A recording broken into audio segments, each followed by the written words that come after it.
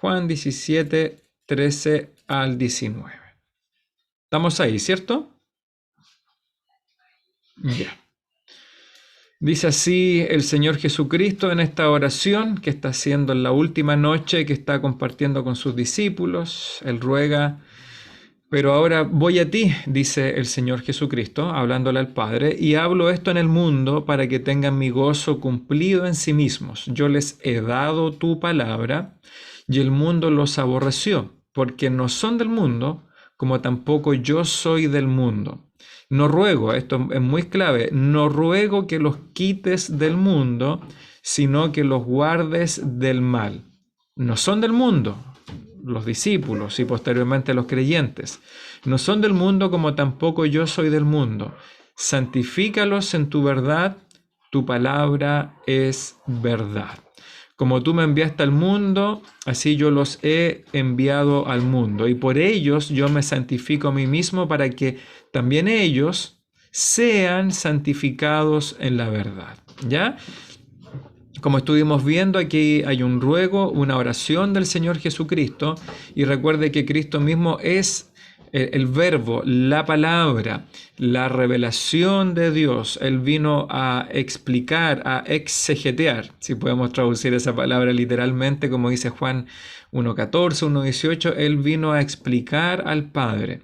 Por lo tanto, esa palabra que es el mismo, el mensaje revelado de Dios, pide que en esa palabra nosotros seamos santificados, como dice el verso 17 al frente.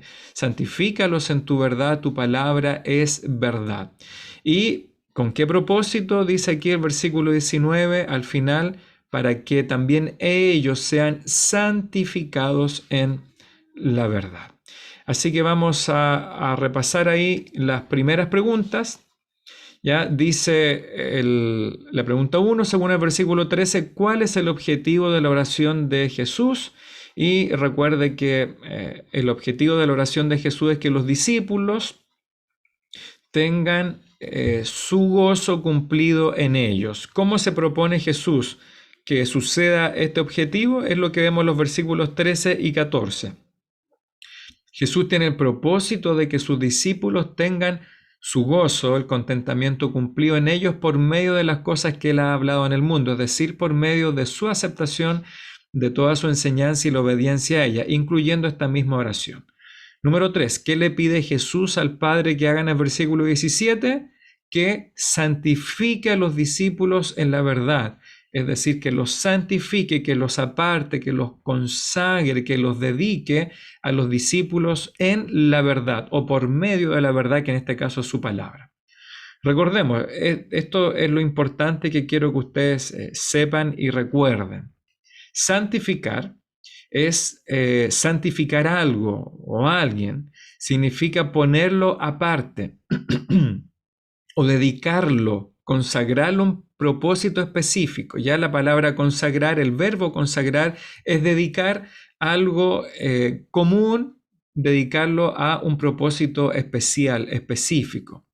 En este caso, cuando hablamos de una persona santificada, que sea santificada, significa que esa persona sea separada, apartada del pecado, del dominio del pecado, y dedicada totalmente a los propósitos de Dios. Entonces, hay dos conceptos, un concepto negativo y positivo, es decir, que sea alejada del poder del pecado, pero positivamente entregada, dedicada esta persona totalmente a los propósitos de Dios. La Biblia enseña que como cristianos hemos sido santificados, dice aquí Corintios 6:11. Leímos toda esa lista de pecados anteriores y dice, y esto erais algunos, pero ustedes ya han sido lavados. Y como dice Pablo, han sido santificados, es decir, han sido alejados del mal, del dominio del pecado y llevados, en este caso, hacia la dedicación, la consagración a Dios. Ya aquí a veces entendemos mejor nosotros las figuritas, las ilustraciones, ¿ya? Nuestro cerebro no ha cambiado mucho de cuando éramos pequeños, ahora que somos adultos. La santificación, de manera muy, muy simple, muy práctica, es este concepto que tenemos acá. ¿Ya? Si usted lo puede ver al frente, ahí está. ¿Ya?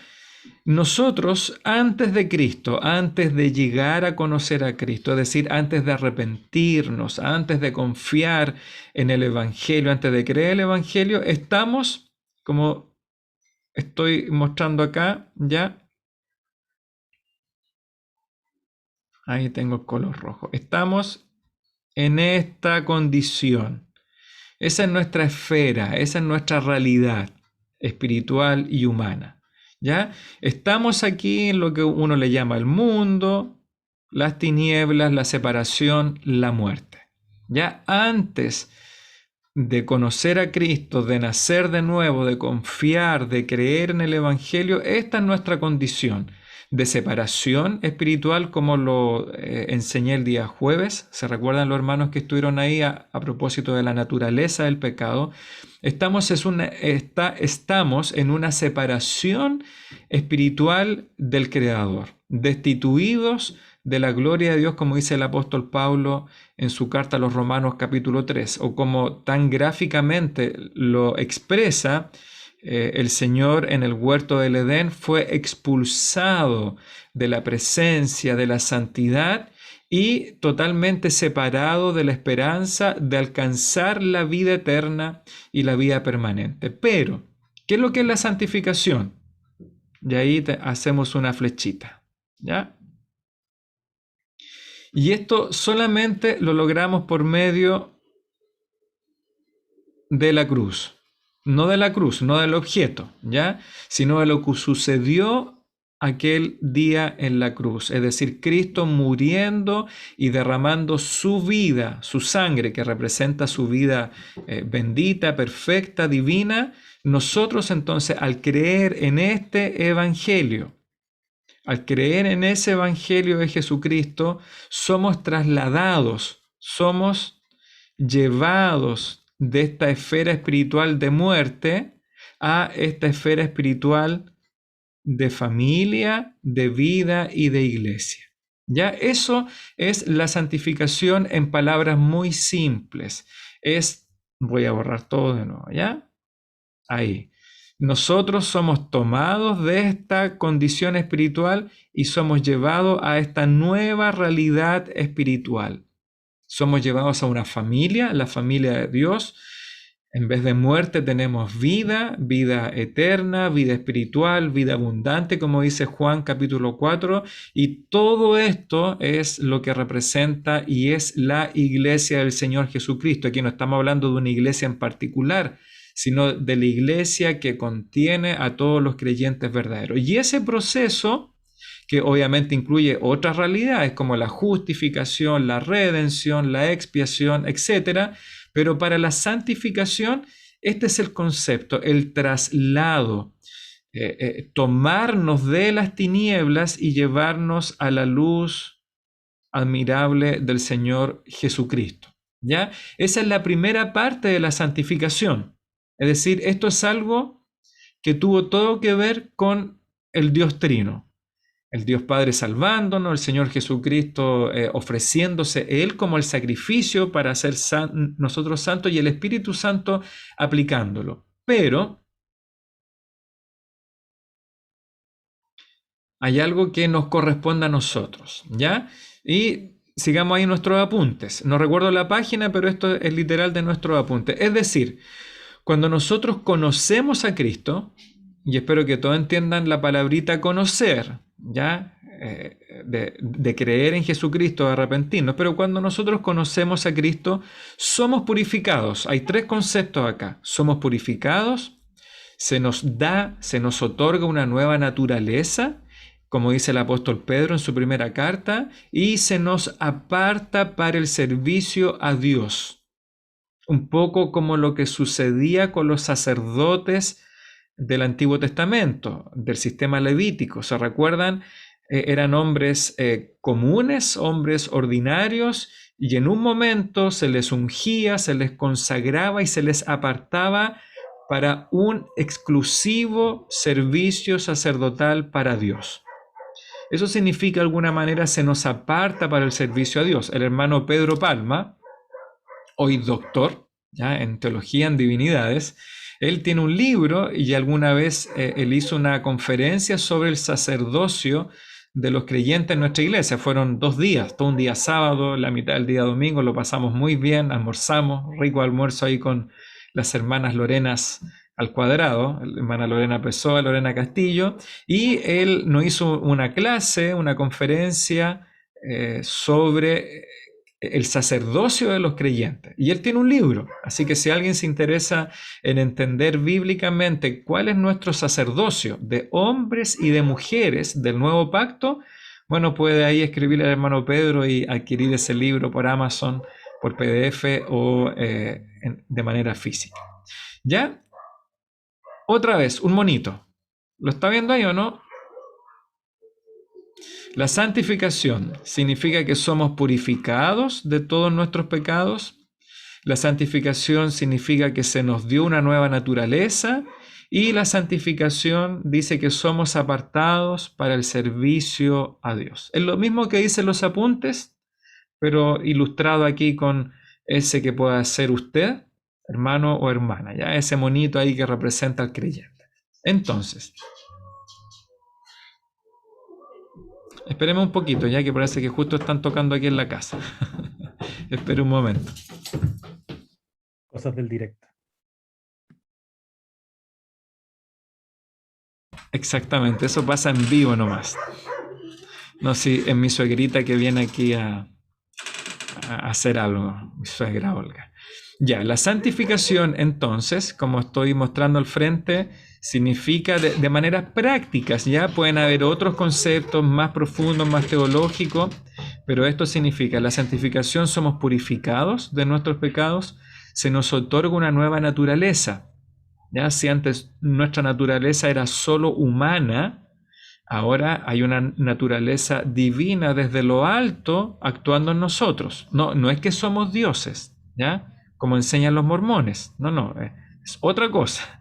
Hay una semilla aquí que está actuando en nosotros, una simiente incorruptible. Y finalmente somos apartados para el servicio a Dios. Mire, visto eso, ¿qué es lo que es la santificación?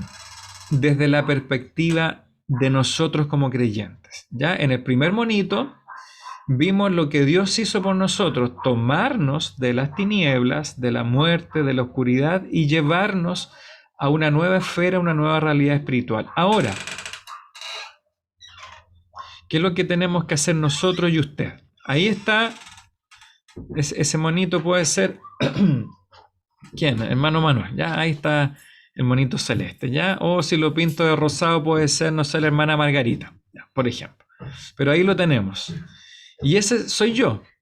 Entonces, ¿qué es lo que pasa? La santificación desde su perspectiva es un proceso de crecimiento, de madurez. Es decir, cada día, paso a paso, vamos creciendo.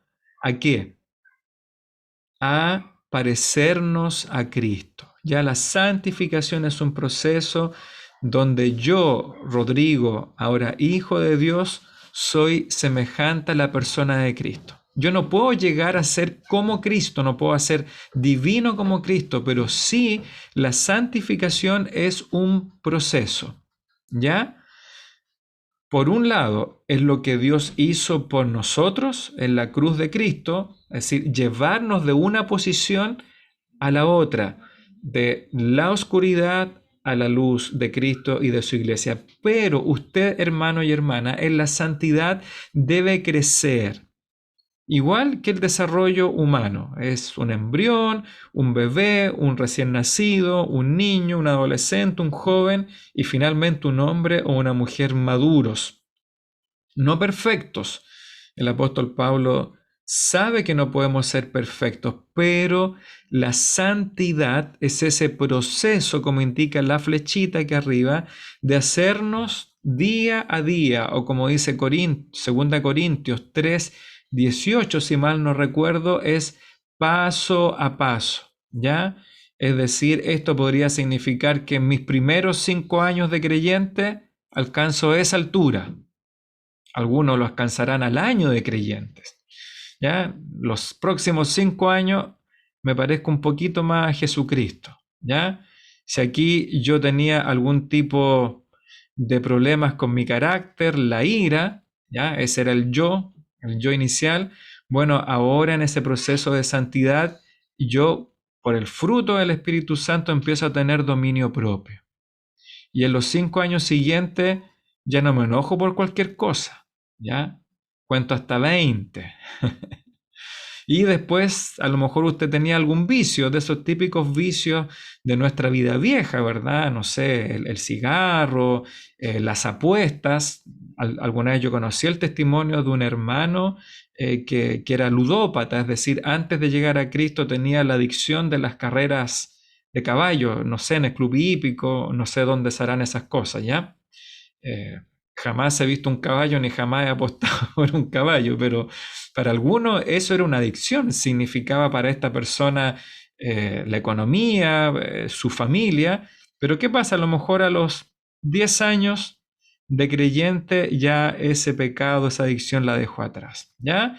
Y no sé, y en los 20 años siguientes ya hemos logrado una semejanza a Cristo, y probablemente ahora ya estoy trabajando, sirviendo al Señor. ¿Ya? Puedo estar ahora predicando, enseñando, discipulando. Bueno, y cuando terminemos este proceso, algún día la santificación será, y lo voy a pintar aquí con rojo para que sea más, algún día, cuando Cristo se manifieste o nos venga a buscar o tengamos que tomar el trago amargo de la muerte en esta vida física, despertaremos y seremos semejantes a nuestro Señor Jesucristo. Así que la santidad, la santificación es un proceso, ¿ya? No tenemos que desanimarnos. Yo no sé aquí el recuento de las etapas que cada uno de ustedes pueda estar viviendo. Algunos ya tenemos un par de décadas con el Señor, algunos un poquito menos, pero puede que a lo mejor uno de ustedes que tenga menos años que yo en el Evangelio, probablemente pueda ser más semejante a Cristo que yo, ¿ya? ¿Por qué? Porque aquí no hay medidas, no hay un canon o un estándar ya bíblico que diga, mira, a los 5 años tú debes estar en este nivel, a los 10, a los 20. Y yo he conocido hermanos, hermanas relativamente nuevos, es decir, con años, un par de años en el Evangelio, que desde mi visión personal son más santos o santas, es decir, más semejantes a Cristo, más parecidas a Cristo que hermanas o hermanos que puedan tener 30, 40 años en el Evangelio. Así que hermano y hermana, si tú llevas algunos añitos en el Evangelio, ¿ya? Y te desanimas porque todavía no crees lograr esa semejanza a Cristo, bueno, tienes que seguir dependiendo del Espíritu Santo, de su palabra, de congregarte y de otras disciplinas espirituales para seguir creciendo en este proceso de santificación, ¿ya? Me parece, hermano Francisco, tiene ahí su mano levantada, ¿no? Adelante, hermano Francisco. Perdón, sí, pastor. Es una pregunta, quizás más pedir una declaración que una pregunta. Lo que pasa es que tengo un ayudante mío en la universidad que es evangélico, eh, y hablando de cuestiones teológicas el otro día, él tiene una aversión a la palabra doctrina. Él no pertenece por sí mismo a ninguna denominación, al menos no lo declara, pero tiene como una aversión a la palabra doctrina, y además hace una especie de jerarquización de la Biblia, en el sentido de que la palabra de Dios, sí, la palabra de Dios, es solo lo que enseñó el Señor Jesucristo.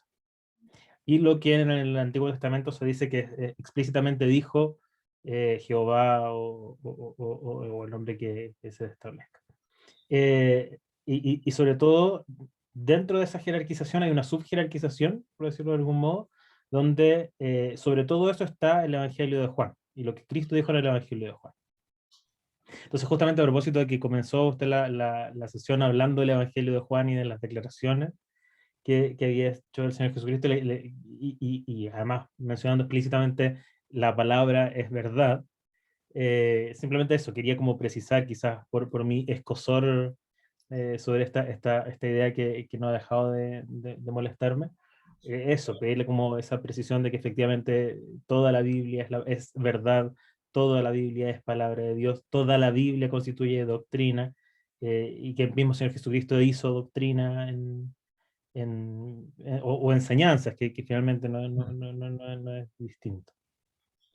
Sí, bueno, efectivamente, como yo creo que fue nuestras primeras clases ahí para precisar el concepto de sana doctrina, de doctrina, ¿verdad? Que a veces uno al no estudiar estos temas, incluso a mí cuando joven también, hace muchísimos años atrás, un par de décadas, nuestra iglesia vivió una especie de lucha interna donde había un grupo de hermanos que querían desalojar el concepto de doctrina. Entonces ellos interpretaban la palabra doctrina como algo que no debería suceder, ¿ya?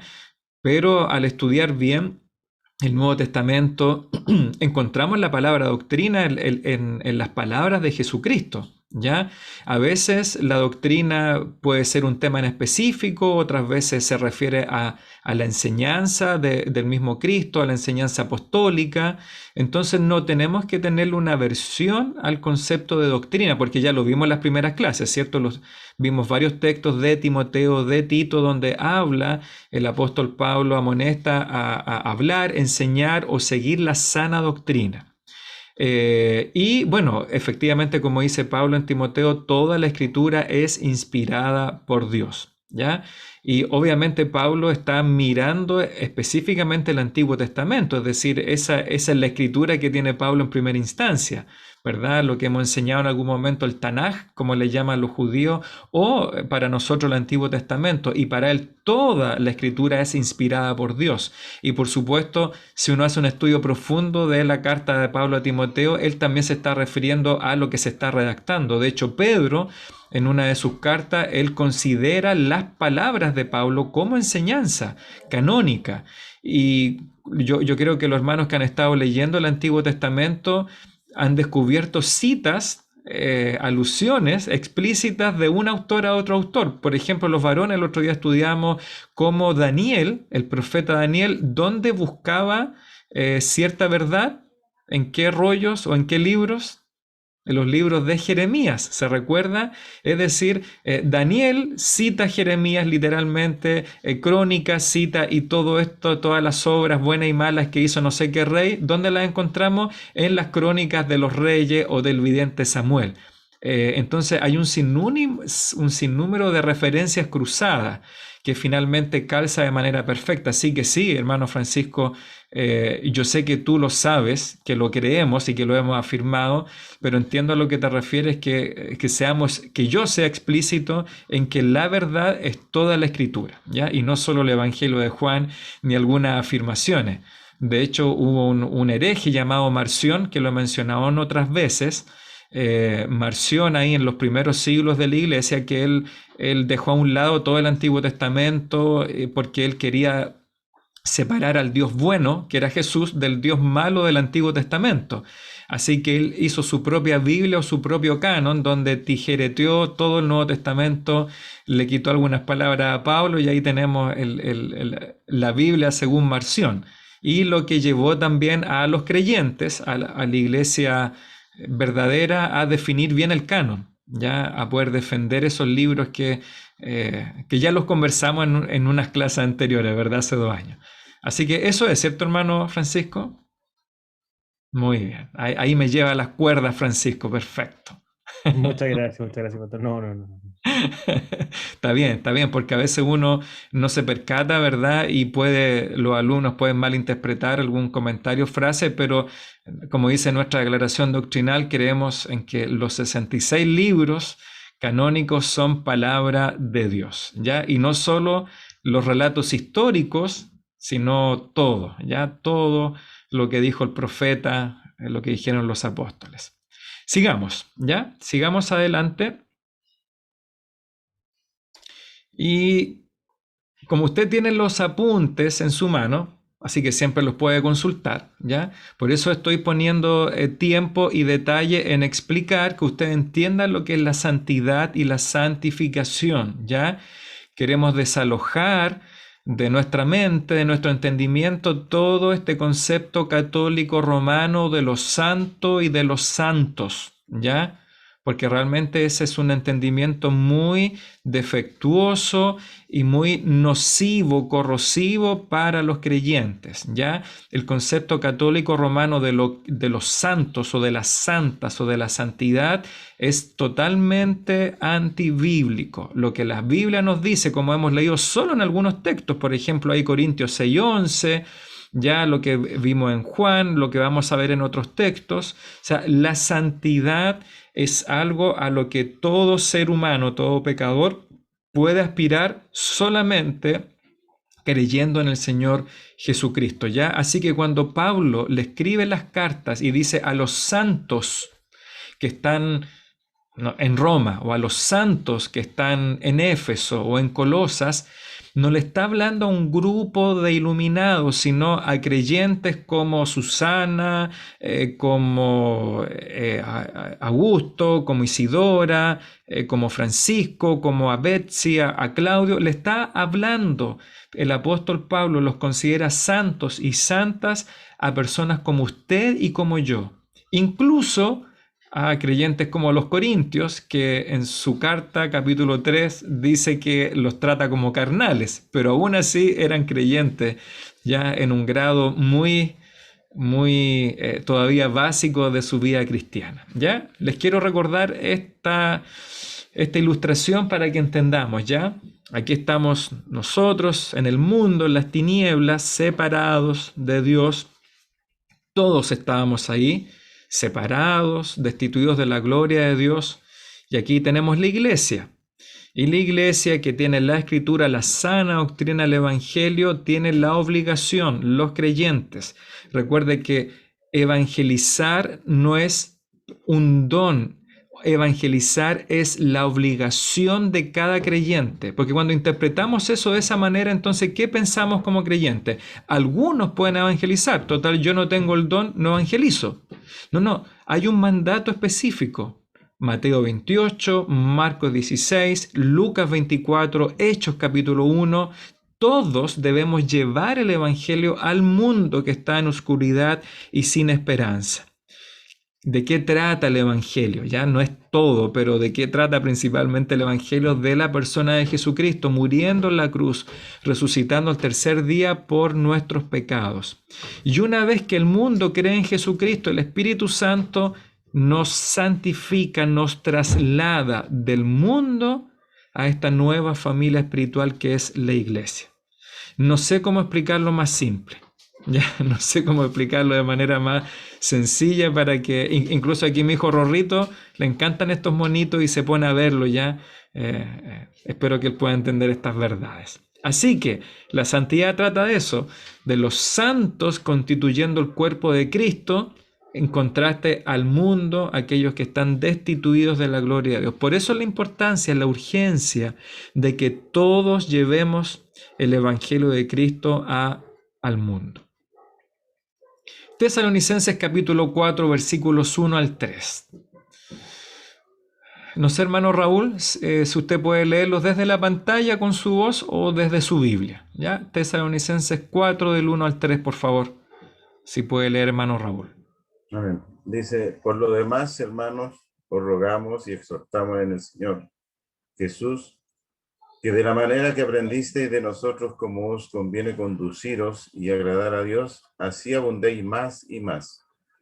Porque ya sabéis qué instrucciones os dimos por el Señor Jesús. Pues la voluntad de Dios es vuestra santificación, que es que os apartéis de fornicación.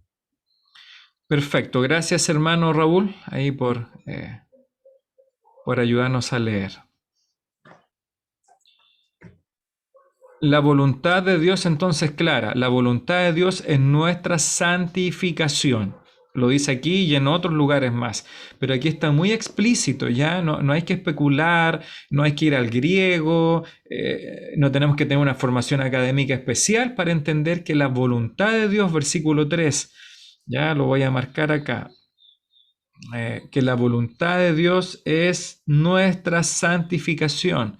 Así que la santificación tiene esta sinergia, es decir, donde hay dos voluntades y dos fuerzas obrando y convergiendo.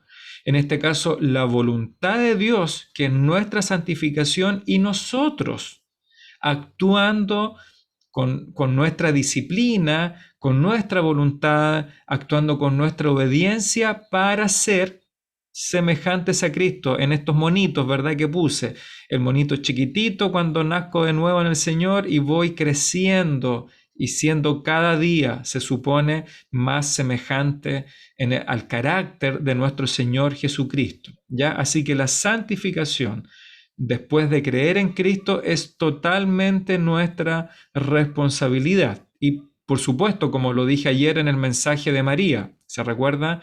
En el mensaje de María, Él ya nos dio un almacén divino donde hay un sinnúmero de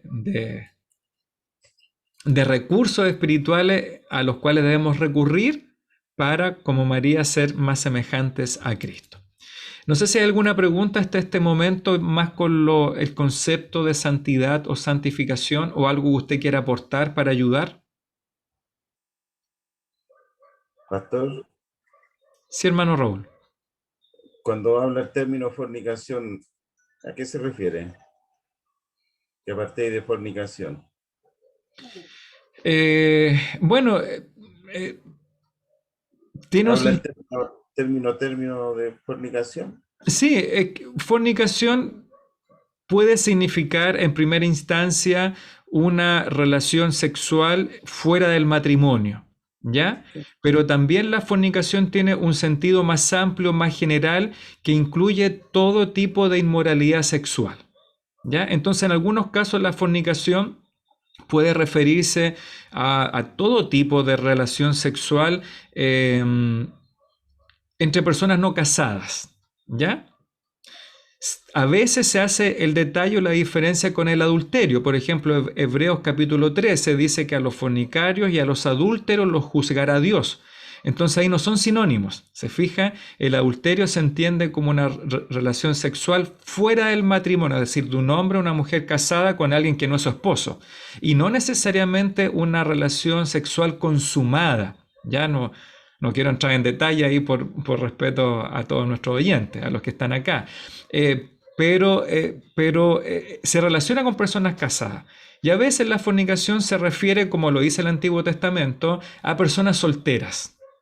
Pero en otros momentos del Nuevo Testamento, fornicación o la palabra porneia, ya en el griego o todas sus conjugaciones, puede incluir todo tipo de inmoralidad sexual. Entonces, dependiendo del contexto, si le está hablando a los gentiles, puede significar la pornografía, como ya lo he dicho en otro momento, la pornografía visual existía en los tiempos de Roma. Ya yo le he dicho que, por ejemplo, en Pompeya, donde hizo erupción el Vesubio, en la ruina, hay, no sé, como una especie de locales nocturnos que existían ya en los tiempos romanos, donde hay dibujos de relaciones sexuales ilícitas, ya, de todo tipo, bestiales, homosexuales, heterosexuales. Entonces ya existía la pornografía. Otras veces también puede incluir el concepto de entre dos hombres o dos mujeres. Así que el término fornicación puede ser amplio, puede ser muy específico, pero siempre es pecaminoso, ¿ya? Que yo creo que es lo importante. Esa era su pregunta, ¿cierto, hermano? Sí, pastor, gracias. Ya. Y obviamente Pablo siempre está haciendo esta advertencia. Ya el otro día lo conversaba con los alumnos ahí en la facultad, porque Cristo no hizo tanto énfasis en estos pecados de inmoralidad sexual. Y es una crítica que se hace a veces para Pablo, es decir, Pablo está obsesionado con el sexo, digámoslo así en buen chileno, en contraste a Cristo, que él juzgó otras cosas. Pero eso es incorrecto. ¿Por qué? Porque Cristo le habla un contexto de judíos religiosos. Cristo casi no trató con gentiles, ni griegos ni romanos. Por lo tanto, ¿cuál era el pecado predominante en el mundo judío de los tiempos de Cristo? Era la hipocresía, ¿ya? La falta de humanidad con los pobres, con las viudas, y con todo eso que representan los fariseos. Ahora, si a Cristo le hubiese tocado predicar en Corinto, en Roma o en Éfeso, con toda seguridad hubiese hecho la misma advertencia de Pablo: huid de la fornicación. Y si Pablo hubiese estado principalmente con judíos, el pecado que hubiese criticado o amonestado sería la hipocresía, ¿ya? Así que Pablo y Cristo tienen la misma advertencia, solo que con públicos diferentes, ¿ya? ¿Alguna otra pregunta o comentario hasta el momento sobre la santificación y santidad?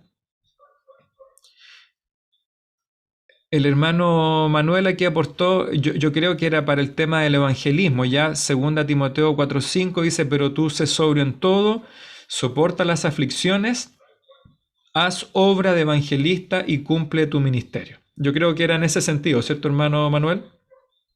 Cuando hablábamos de que todos tenemos la obligación de evangelizar. A los que les sale de manera más natural y a los que nos cuesta un poquito más, todos debemos hacerlo. ¿Ninguna pregunta, comentario?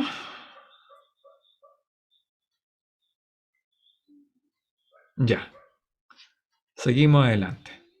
Avancemos ahí ya con nuestros apuntes. ¿Cuáles? Ahora yo quiero que usted responda ahí, hermano, hermana, alumno. ¿Cuáles son algunos ejemplos prácticos de santificación en la vida cotidiana? ¿Cuáles serían algunos ejemplos prácticos de santificación en la vida cotidiana? ¿Alguno de ustedes puso algo ahí en sus apuntes? Yo, doctor. Adelante, hermano Manuel.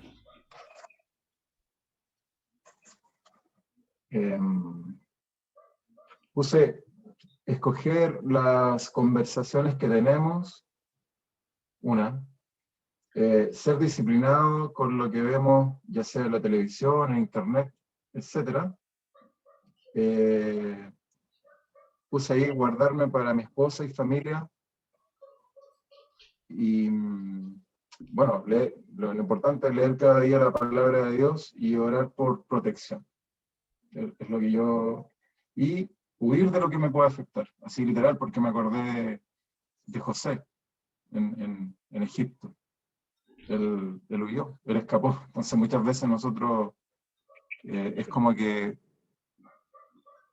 jugamos o nos arriesgamos mucho, estamos al límite de muchas veces pecar y es porque no tomamos decisiones radicales.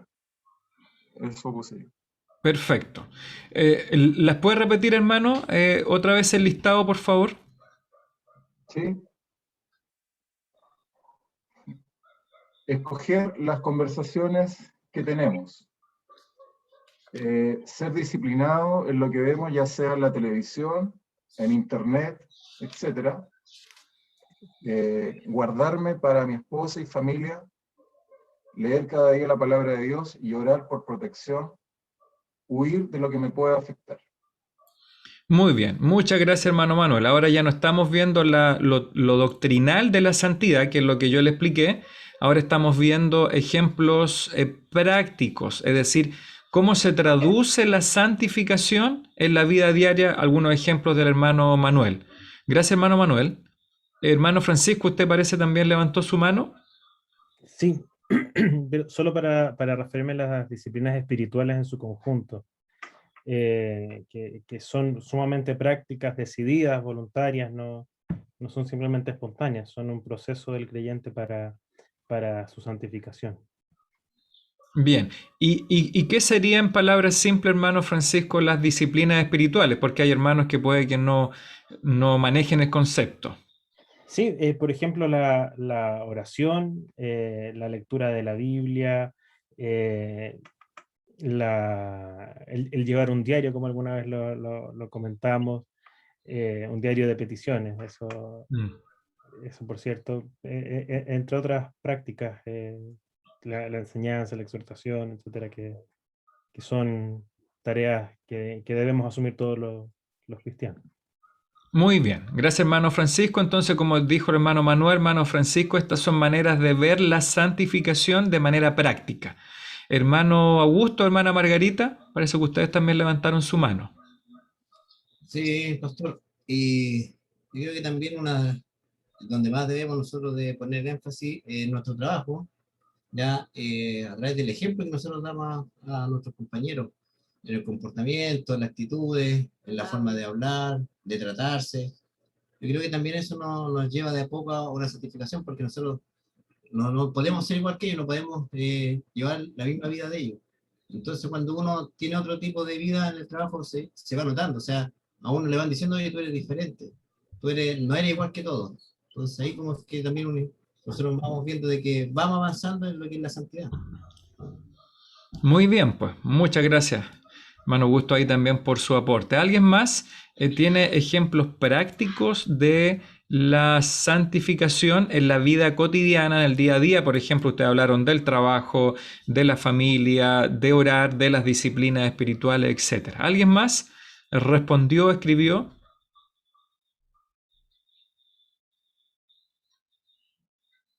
¿Hermano Oriel? Ya, hermano Oriel, adelante. Ya. Sí, bueno, yo tenía parecido a lo que le dicen los hermanos ahí, en el fondo dar un buen testimonio en cualquier lado, no solamente en el trabajo, ¿cierto? En cualquier tipo de convivencia. También que hay algo que cambia en nosotros, que ya no convivimos tanto, ¿cierto? Con ciertas, o sea, con las personas que no son como nosotros. Entonces ya tenemos una comunión más con los hermanos, como que más afinidad con los hermanos de la iglesia, porque tenemos, ¿cierto?, ese fin en Cristo. Y lo otro que también que tiene que hacernos cambiar es el tema del pecado. O sea, el pecado no puede, nosotros no podemos quedar tranquilos si hacemos algo que no está bien, o sea, que es pecado, por ejemplo, no, debería molestarnos. Entonces eso un poco creo que cambia desde que somos, digamos, apartados, un poco santificados. De a poco debería molestarnos cada vez más el pecado, por decirlo, si alguna persona aún está pecando, por ejemplo, y a eso debería molestarle, ya, y cada vez más, y hasta que dejarlo, o sea, lo como decía usted, hasta que ser santificado, y parecerse más a Cristo. Eso, ¿no? Muy bien, pues, muy bien, hermano Oriel. Muchas gracias ahí también por su aporte. ¿Alguien más? ¿Alguna hermana ahí que quiera aportar algo práctico de la santificación en la vida cotidiana? O un varón también, pero para escuchar si alguna hermana escribió algo. ¿Nada más? Pastor, ¿Sí? ¿puedo compartir algo más? Sí, comparta nomás. Ya. Es que me acordé, parece que fue una clase que tuvimos el año pasado o alguna conversación, no sé. Eh, Creo que una práctica buena que nosotros podemos usar es, por ejemplo, siempre, creo que fue usted que lo contó, no sé, no recuerdo bien, pero creo que es bueno tener un hermano siempre ahí que esté, un hermano en Cristo, obviamente sabio, espiritual, que tenga o que intente tener una buena comunión con Dios, de repente contarle las debilidades que uno tiene, porque uno como hombre, lo digo, se guarda muchas cosas por ser, no sé, pues, porque uno tiende a guardarse lo que pasa de repente como hombre, porque, no sé, pues se cree superhombre o que la va a solucionar, o quizás se avergüenza de descubrir algo a alguien que le está afectando, ya sea en el tema de la sexualidad, en el tema, no sé, de la codicia, avaricia, en el trabajo, lo que sea. Yo creo que es bueno tener un partner, un hermano que uno pueda confiarle y acudir, no sé. Yo voy a poner un ejemplo, eh, y a veces uno no tiene para qué decir qué es lo que le pasa, pero, no sé, hermano, ¿sabes qué? Ora por mí, me está pasando algo. Por favor, te pido oración. Es una buena práctica que yo creo que uno no la usa muchas veces. Hay un pasaje en la Biblia, en Proverbios 27:17 me acordé, que dice, hierro con hierro se aguza, y así el hombre aguza el rostro de su amigo. Entonces, creo que así como uno puede tener un mal amigo que le incite, o que sea un mal ejemplo, o que sea alguien que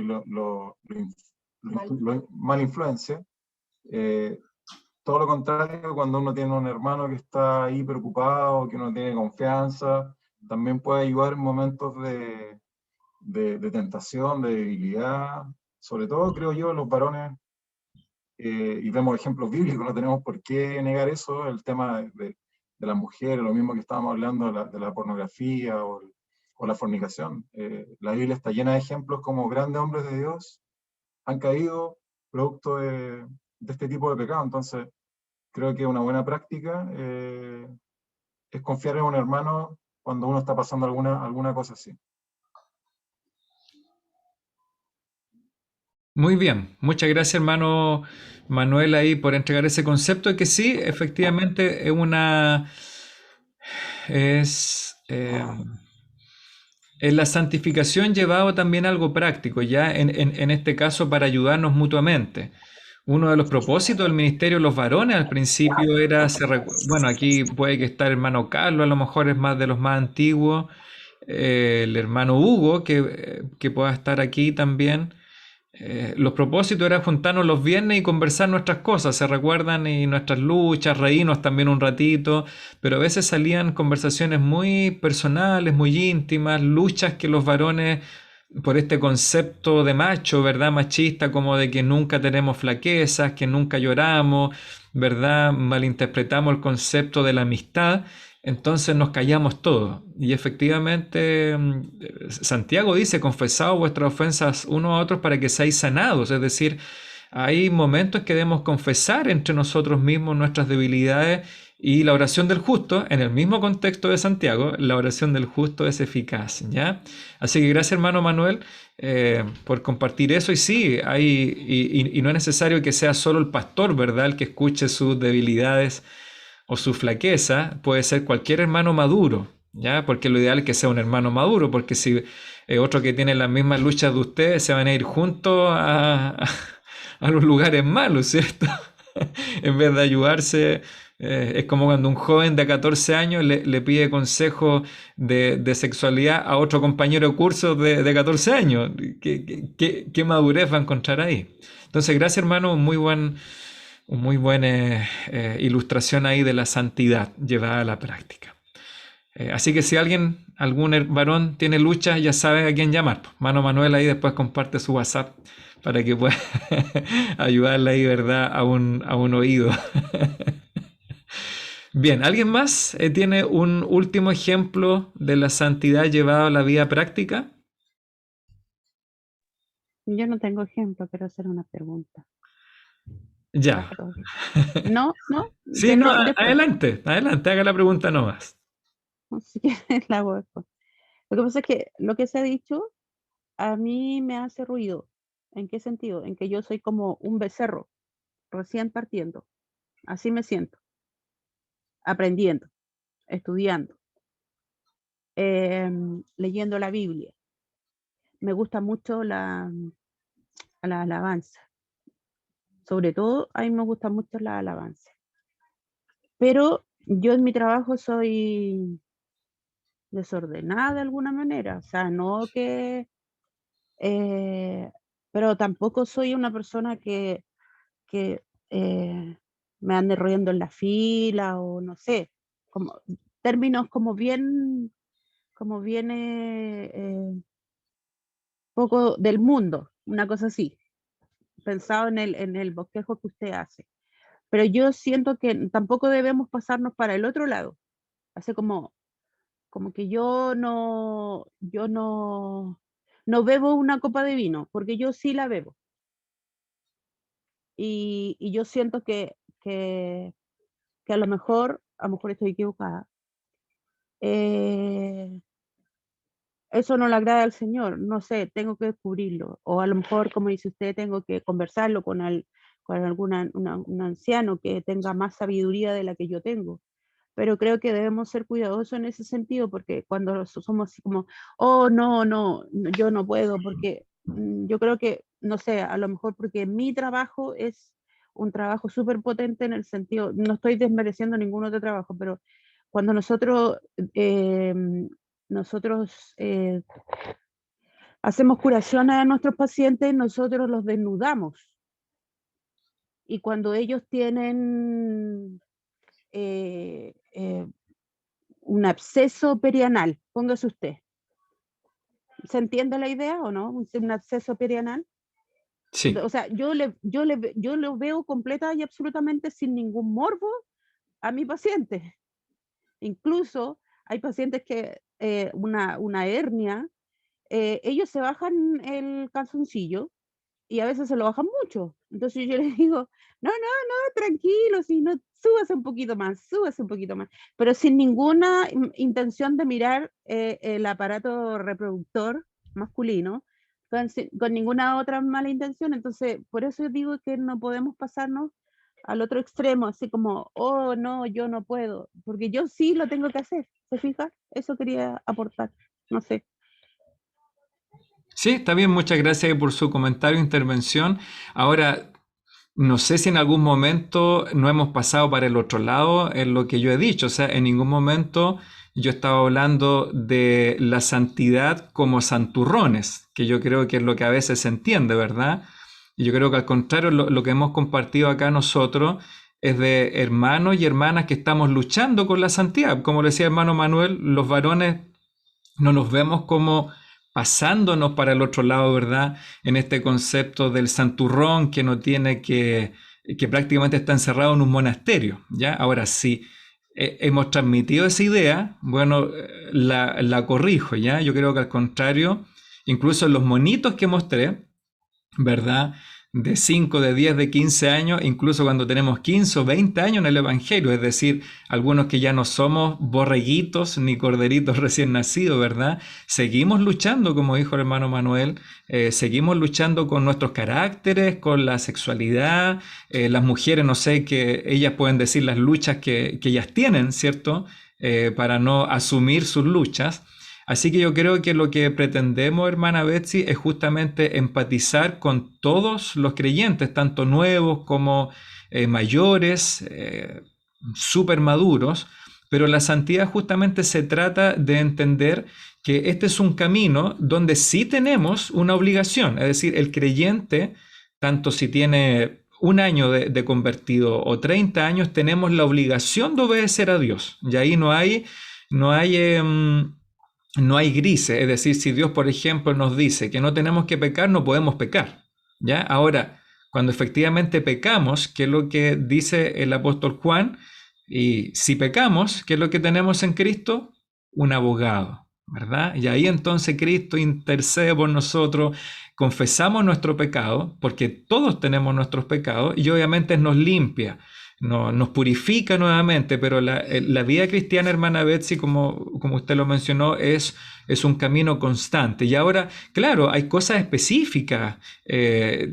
Yo no creo que nos refiramos a eso como pornografía, pero cuando, no sé, el hermano Raúl pregunta por fornicación y yo doy mi respuesta, yo creo que claramente todos los varones y mujeres entendemos lo que es pornografía y lo que es una cosa de salud, ¿verdad? Una mujer que va donde un doctor tiene que hacerse una mamografía u otras cosas.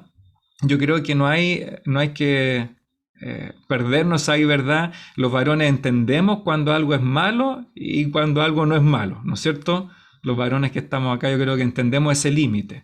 Así que ánimo, hermana Betsy, el Señor ahí va a ir cuidando de usted, ayudándola en todas sus dudas que tenga, ¿ya? Así que gracias por su pregunta y por sus comentarios también. Y todos esos temas de las cositas que podemos o que no podemos hacer, justamente eso se responde y uno va aprendiendo en la medida que va avanzando en los años del Evangelio, ¿verdad? Lo que también dicta nuestra conciencia. Hay cosas que no están explícitamente prohibidas, ¿ya?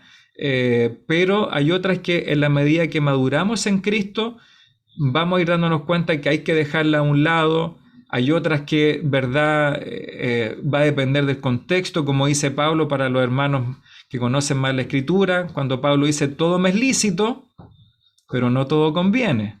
Todo me es lícito, pero no me dejaré gobernar de algunas cosas. Yo creo que ahí son cosas que podemos ir aprendiendo en la medida que avanzamos en la vida cristiana. ¿Cierto? Gracias, hermana Betsy. Sigamos ahí entonces. Dice aquí nuestra visual. Todas sus intervenciones son buenas, ¿ya? Sirven, pero siempre yo tengo que entregarles también lo de los apuntes. Y, por ejemplo, acá se nos hablaría la santificación, por ejemplo, de manera práctica, significa obedecer a Dios. Esto es la vida cotidiana, luchar contra el pecado, estudiar la palabra de Dios, orar para crecer en el conocimiento de Dios, servir a los demás, ¿ya? También, como decía el hermano Cristian Vega, los varones que estuvieron el viernes, servir a los demás, como lo puede hacer la hermana Betsy, ¿verdad? Cuando está ahí con su vocación, con su profesión, cuando uno sirve a los demás como creyentes, está en este proceso de santidad de manera práctica. Sacrificarse uno mismo por el bien de los demás, procurar dar gloria a Dios en cada área de la vida, en el trabajo, en el colegio, en la vida familiar. Se podrían presentar muchos ejemplos más, ¿ya? Sigamos con la pregunta 5. En el versículo 17 Jesús ora para que el Padre nos santifique, nos purifique, nos aparte por su palabra, la cual es verdad. Ahora, pregunta, ¿cuáles son algunas de las maneras en que las personas intentan buscar la santidad que ignoran o que pasan por alto o minimizan la palabra de Dios? ¿Cuáles creen ustedes que pueden ser algunas maneras en que las personas intentan buscar santidad, ya pureza, pasando por alto o minimizando la palabra de Dios? Yo sé que esto puede parecer bien general, pero no sé si alguien ahí se atrevió a contestar.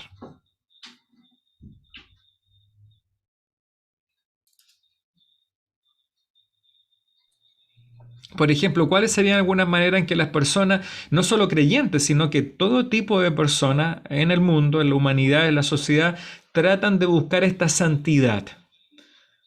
Estos grados más altos de pureza, de santidad, etc.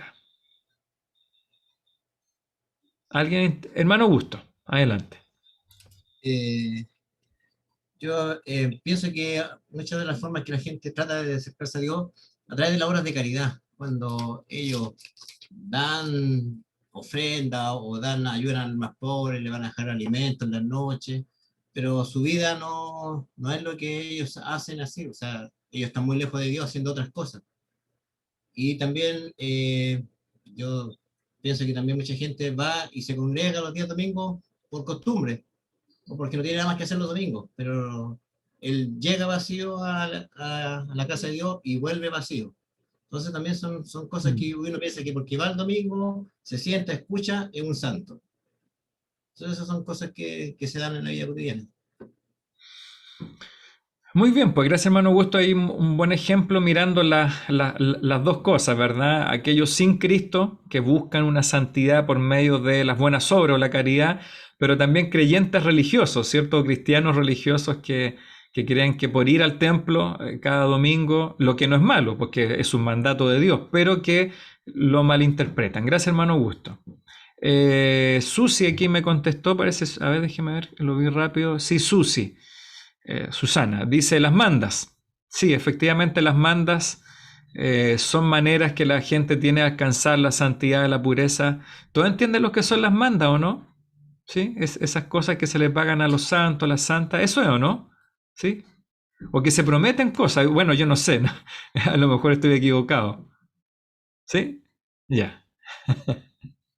Una mandita. Sí. Hermano Francisco, usted levantó su mano. Sí, sí, pastor. A través de la mala comprensión de la santidad, teniendo como referente no a Dios y su palabra, sino que la opinión que las demás personas tengan de sí mismas. Es decir, buscando agradar al que lo está mirando y no a Dios, aparentando santidad sin alcanzarlo. Muy bien, gracias hermano Francisco. Ahí una cosa que pueden caer incluso los mismos creyentes, ¿verdad? Como lo que sucede, no sé, la típica figura del pastor que habla ahí de la santidad en el púlpito y en la casa llega y es un diablo, ¿ya? Entonces ahí también están esas maneras opuestas. Gracias hermano Francisco. ¿Alguien más quiere compartir manera en que las personas tratan de lograr esta santidad, que ignoran y obviamente pasan por alto o minimizan la palabra de Dios? Pastor, Sí, adelante. hay una que no sé, es como más, eh, que me acordé cuando vi la pregunta, estos claustros que hay donde van los monjes tratando de buscar la pureza, la santidad, eh, sin conocer la palabra de Dios, porque claramente no la conocen, no conocen a Cristo, pero están estos sitios que están en cerro, en monte, buscando, tratando de alcanzar la santidad sin conocer a Dios y sin conocer su palabra tampoco. Entonces me acordé de ese ejemplo y es algo inalcanzable o sea, si para ellos tratan de buscarla de esa forma, los monjes, por ejemplo, me imagino para la gente común y corriente lo inalcanzable que es la santidad, porque la mayoría de las veces las personas creen, y también creía yo cuando no conocía a Cristo, que la palabra santo tenía que ver con personas que ya habían muerto, que habían hecho algo, o que después, incluso de su muerte, aún pueden seguir haciendo milagros y todo ese tipo de cosas. Eso tenía notado. Sí, muy bien. Gracias, hermano Manuel. Efectivamente, eso sucedió como lo ilustraba ahí la hermana Betsy, ¿verdad? Dentro de un mundo inmoral que fue un poco el catolicismo, la iglesia ahí de los primeros siglos, hubieron hombres, sacerdotes, obispos, qué sé yo, que, claro, queriendo salirse del mundo se fueron al otro extremo. En este caso, el de irse a un claustro, dejar de mirar mujeres, de tener contacto con mujeres toda la vida, ya no casarse, castigar su cuerpo, ponerse cosas metálicas que le producían dolor. Entonces, claro, ellos querían lograr la santidad de otras maneras, ignorando lo que la Escritura dice, ¿ya? Así que un buen ejemplo ahí. ¿Nadie más? Ya. Dice aquí, hay algunos ejemplos, ¿ya?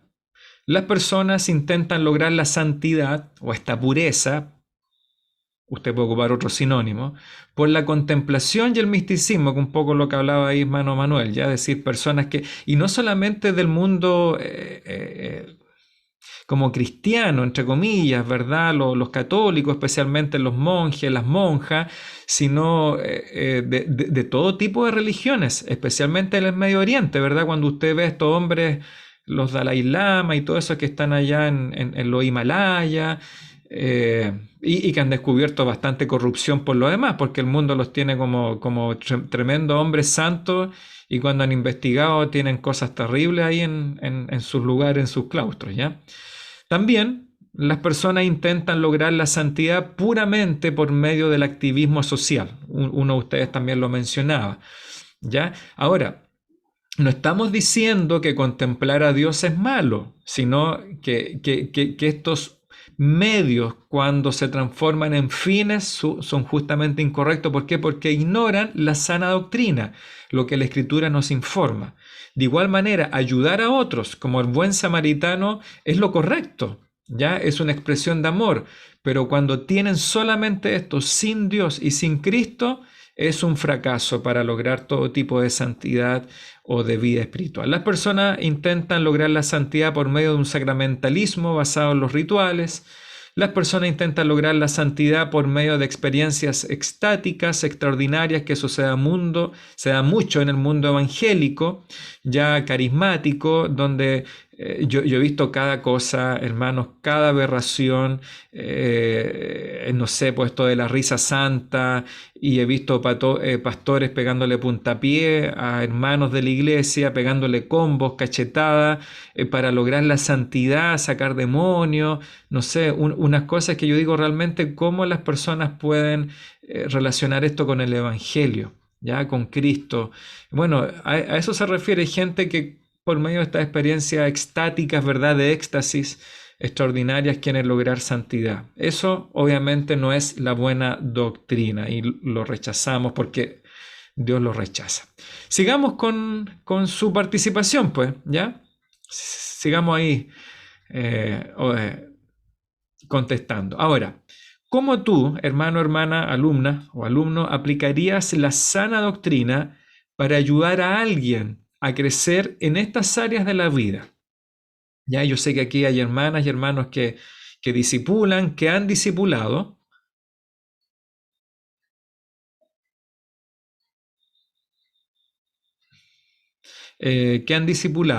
Ya, déjeme volver a compartir aquí nuestra visual.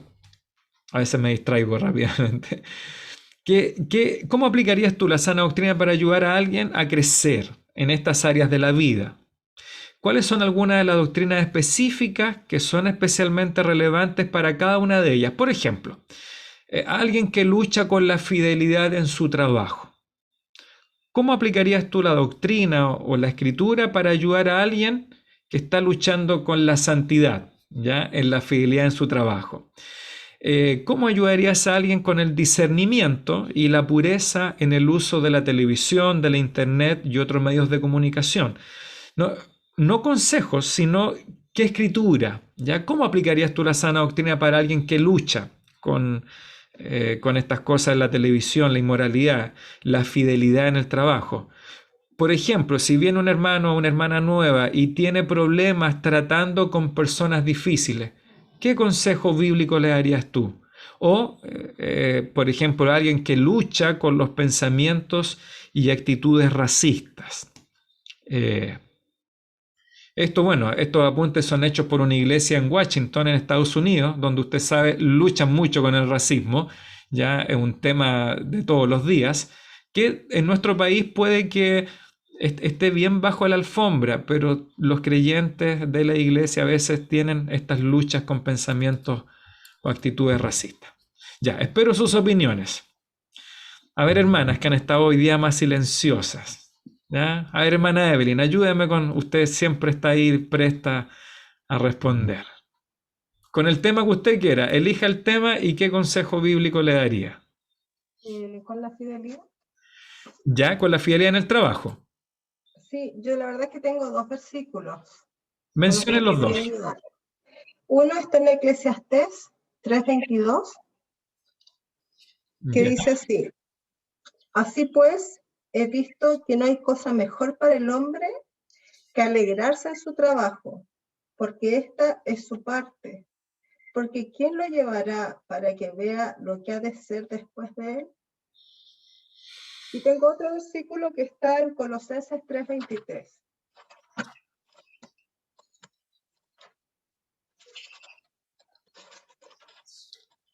Dice, y todo lo que hagáis, hacedlo de corazón, como para el Señor y no para los hombres. Perfecto. ¿Lo ve? Ahí tenemos la sana doctrina, no consejo humanista, sino cómo podríamos ayudar a alguien que lucha con la fidelidad en su trabajo. Está bueno ese de Eclesiastés, hermana Evelyn, ¿verdad? Que el hombre se alegre en su trabajo. Muy, muy buen texto ahí de mucha sabiduría. Gracias, hermana Evelyn. ¿Alguien más con otro de los temas?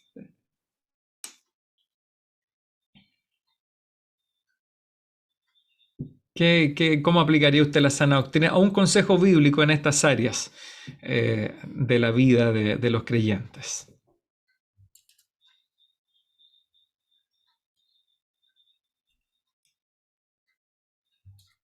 El tema que usted elija, ¿ya? Por ejemplo, ¿alguien tiene otro texto u otro consejo ahí para la fidelidad en el trabajo o para el discernimiento, la pureza en el uso de la televisión? Yo, pastor, Hermana Vidal, ya la escucho. en Génesis 28:15. ¿Ya?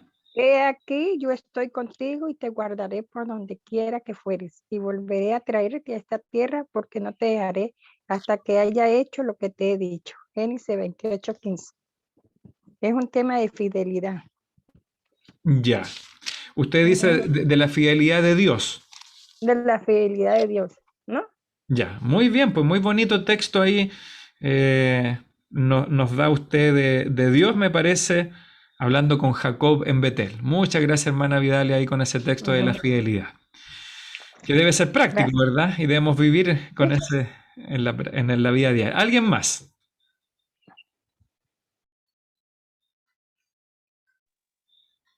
Yo tengo otro pasaje, pastor. Adelante, hermano Manuel. Está en Tito capítulo 2, versículos 9 y 10. Dice, exhorta a los siervos a que se sujeten a sus amos, que agraden en todo, que no sean respondones, no defraudando, sino mostrándose fieles en todo, para que en todo adornen la doctrina de Dios y nuestro Salvador. Del trabajo. Muy bien.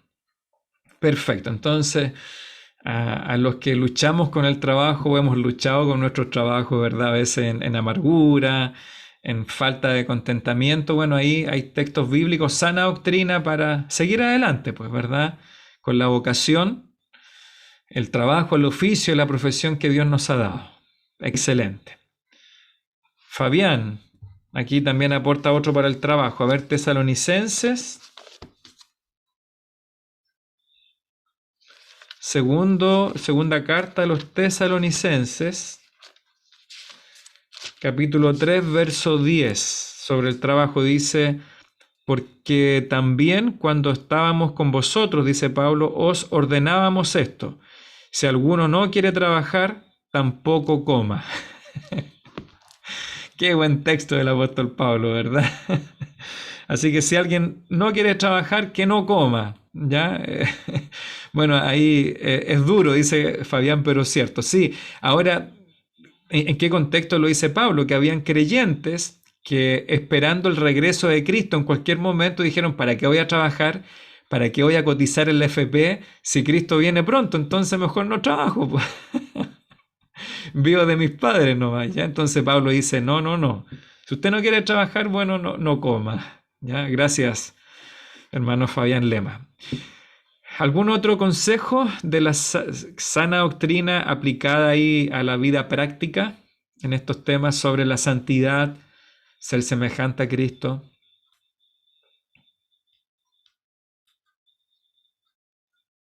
¿Nadie más? Vamos, anímese.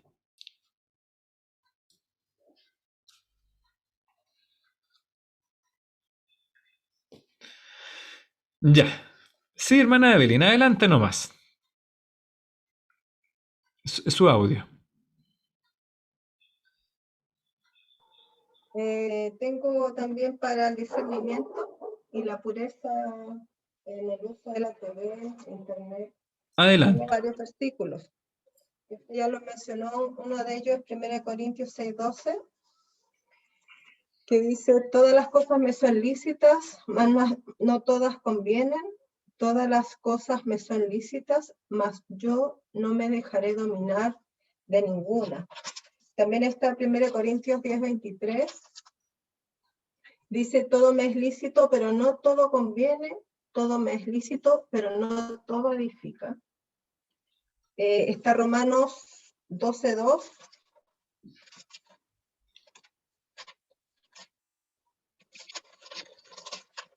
que dice, no os conforméis a este siglo, sino transformaos por medio de la renovación de vuestro entendimiento, para que comprobéis cuál sea la buena voluntad de Dios, agradable y perfecta. Y también tengo unos de Efesios, pero esos son más largos. Pero adelante, hermana, si esa es la idea que podamos participar y que ustedes aporten. Sí, lea nomás. Efesios 4, desde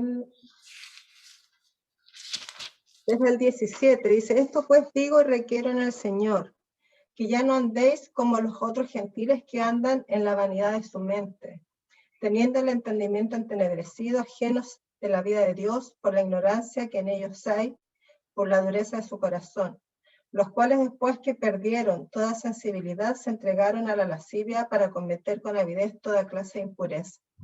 Mas vosotros no habéis aprendido hacia Cristo, si en verdad le habéis oído y habéis sido por él enseñados, conforme a la verdad que está en Jesús, en cuanto a la pasada manera de vivir, despojados del viejo hombre, que está viciado conforme a los deseos engañosos. Es hasta el 32. Y renovados en el espíritu de vuestra mente, y vestidos del nuevo hombre, creados según Dios en la justicia y santidad de la verdad. Por lo cual, desechando la mentira, hablad verdad, cada uno con su prójimo, porque somos miembros los unos de los otros. Airaos, pero no pequéis, no se ponga el sol sobre vuestro enojo, ni deis lugar al diablo. Y ahí, bueno, también dice, ninguna palabra corrompida salga de vuestra boca, sino que sea la buena para la necesaria edificación, al fin de dar gracia a los oyentes. Muy bien, pues. Excelente ahí, qué mejor que la sana doctrina ahí de boca del apóstol Pablo. ¿Tenía otro más, hermana? Sí, Efesios 5, pero también es largo. Ya, lea los primeros versículos, pero para tenerlo ahí en nuestro radar. Sed pues imitadores de Dios como hijos amados, y andad en amor como también Cristo nos amó y se entregó a sí mismo por nosotros, ofrenda y sacrificio a Dios en olor fragante. Y el 15 que dice, mirad pues con diligencia cómo andéis, no como necios, sino como sabios, aprovechando bien el tiempo porque los días son malos. Muy bien. Qué interesante ahí todo lo que dice Pablo. A veces uno olvida esos versículos prácticos, ¿verdad? Se enfoca mucho en lo teológico, lo doctrinal, y es increíble cómo el apóstol Pablo baja de lo alto, ¿verdad? Lo teológico, y lo lleva a la vida práctica. Así que gracias, hermana, ahí por darnos esos textos, ¿verdad? Y después sigue el versículo 3, 4 ahí de Efesios 5 con muchos consejos prácticos. Gracias, hermanos y hermanas, por sus aportes. Ya,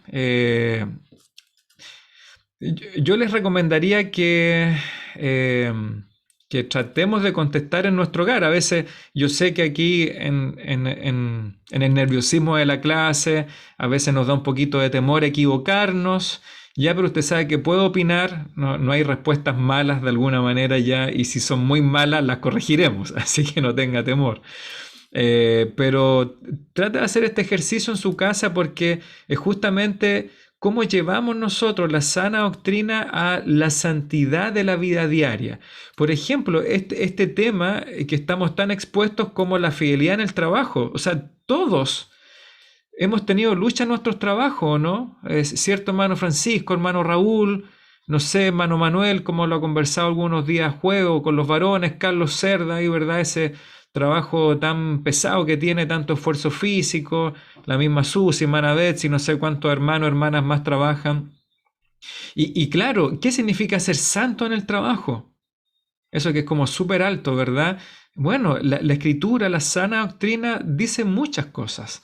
El tema del discernimiento, cómo usamos la televisión, por ejemplo, para nuestros hijos y para nuestras hijas.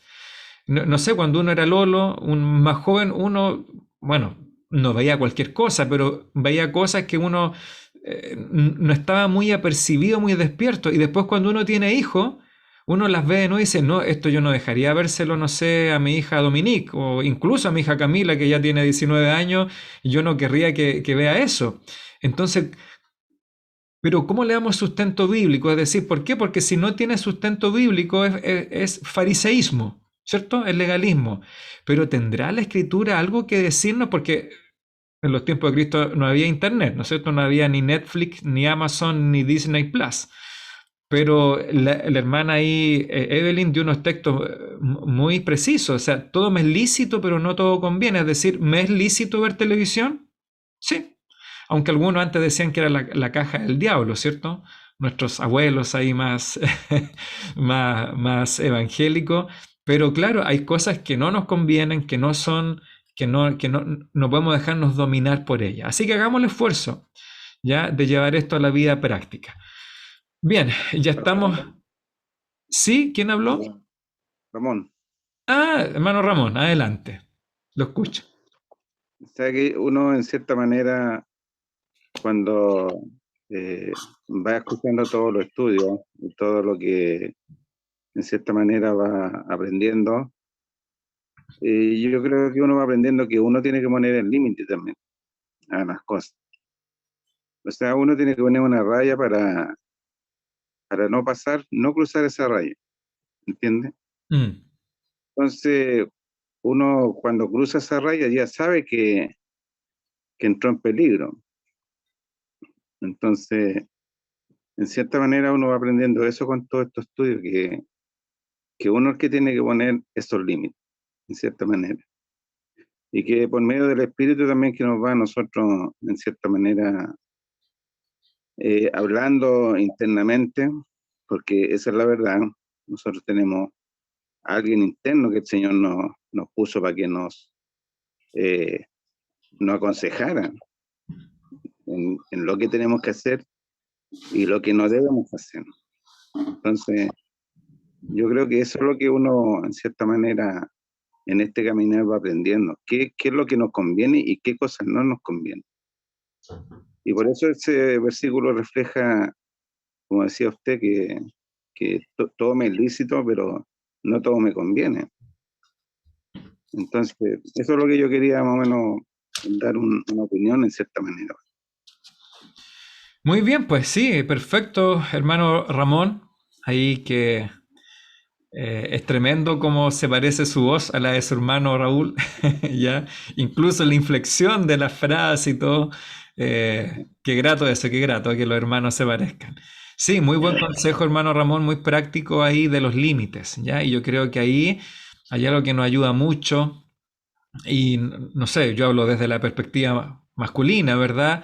De cómo ponernos límites, es decir, de antemano decir, cuando llegue a este punto, ya estoy en zona naranja, zona roja, ¿verdad? Y ponernos esos límites y no vernos sorprendidos, como dice Pedro, porque el diablo anda como león rugiente buscando a quien devorar. Y por eso hay tantos consejos prácticos, especialmente para nosotros, ¿verdad?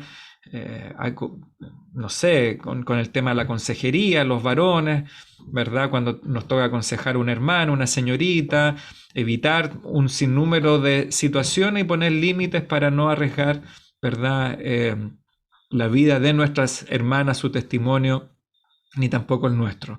La hermana Susi aportó ahí un texto para la hermana Susana, para el racismo. Hechos 10:34 dice, entonces Pedro, abriendo la boca, dijo, en verdad comprendo que Dios no hace acepción de personas, sino que en toda nación sagrada del que le teme y hace justicia. Gracias, hermana Susi. Ahí Pedro obviamente se ha expuesto a este tipo de racismo de los judíos, cómo Pedro podía llegar a predicar el evangelio a un gentil. Así que ahí efectivamente ese texto nos ayuda.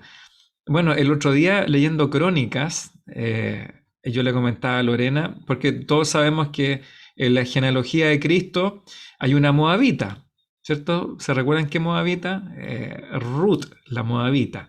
¿Ya? Y cómo incluso el linaje de Cristo es un linaje de gracia, que yo lo he enseñado en la iglesia para Navidad, como tenemos a Rahab, por ejemplo, una tatarabuelita de Jesús, Rahab, la ramera ahí, que era de Jericó, era una canaanita, y sin embargo ella es incluida en el linaje de Cristo, Ruth, la moabita. Y hay una monita también, que es la esposa de uno de los, perdón, la madre de uno de los reyes que vienen después de Salomón. Es decir, Salomón tuvo una esposa monita de Amón y su hijo es del linaje de Cristo, así que no solamente tenemos moabitas, sino también amonitas. Maravilloso eso, ya, de gracia. Las dos hijas de Lot estuvieron ahí en la genealogía del Señor Jesucristo. ¿Ya? Eso es pura gracia nomás. Así que, como dice la hermana Susi, los que hacemos acepción de personas somos nosotros, porque Cristo ni el Señor tampoco lo hizo. Ya pues, ya estamos en la hora, lo dejamos hasta hoy día, la lección número 3. Aquí voy a avanzar rapidito, mejor en los PDF. ¿Hay alguna duda que usted tenga respecto? ¿Está viendo ahí o no? Sí.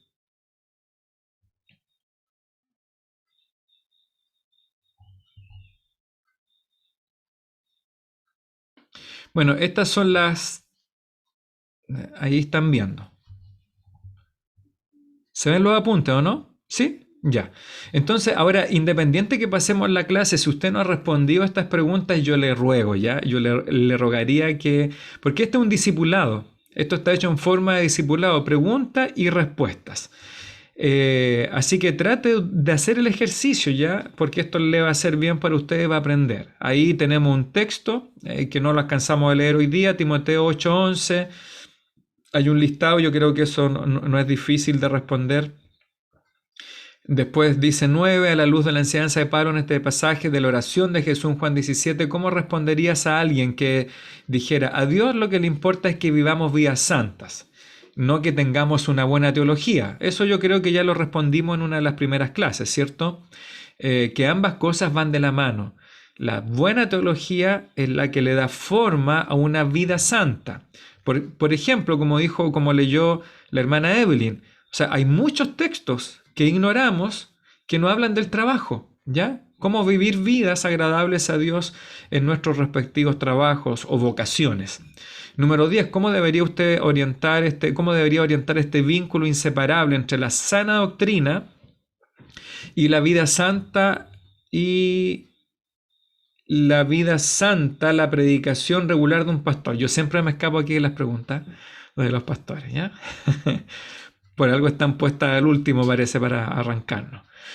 Ya, bueno, si alguien tiene aquí, ¿verdad? El llamado, es un maestro, un profesor, como hay varios acá de ustedes que enseñan en nuestra iglesia los días domingos, miércoles, viernes, esta respuesta podría servirle a usted, o esta pregunta. La obra de evangelización también debe ser influida por la sana doctrina. ¿Y cuáles son algunas de las maneras en que la sana doctrina te ha equipado para vivir una vida más santa? ¿Ya? Yo no sé si ahí alguien tiene dudas, preguntas. ¿Alguna pregunta ahí que surgió de sus apuntes para terminar?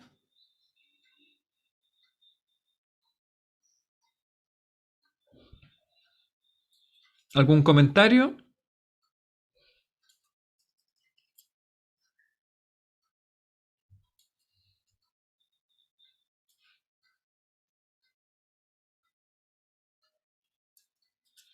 Parece que no. Ya estamos todos claritos.